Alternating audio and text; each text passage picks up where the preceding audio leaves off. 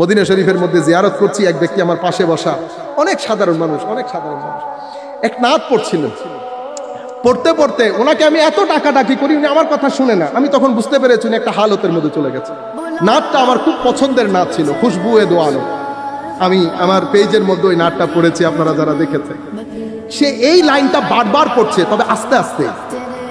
खैरात मुझे अपनी मोहब्बत का अता कर, आया हूं तेरे दर पे, हैं बदामाने दरीदा। এই নাত পড়ছে, কান্নাকাটি করছে। আমি বুঝতে যে সে সেন্সলেস টাইপ হয়ে গেছে। সেই ব্যক্তি যখন কিছুক্ষণ পর স্বাভাবিক অবস্থা আসলাম, তাকে জিজ্ঞেস করলাম, অনেক বলার পরে উনি বলছেন আজকে সার্থক। কেন? আমি নাত পড়তে পড়তে আমি 1400 বছর আগে চলে গেছি।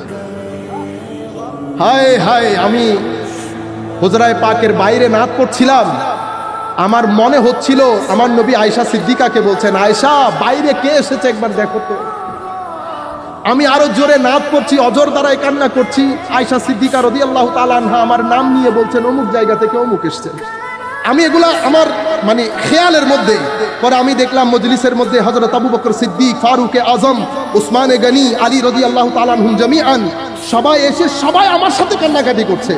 কিন্তু আমি এই লাইনটা বারবার পড়ছি, তো সবাই একজন আরেকজনকে জিজ্ঞেস করছে এই ব্যক্তি বলছে কি, কারণ আমি তো উর্দুতে পড়ছি। তো আমি ওই খেয়ালের মধ্যে দেখলাম সালমান ফার্সি এগিয়ে আসলেন।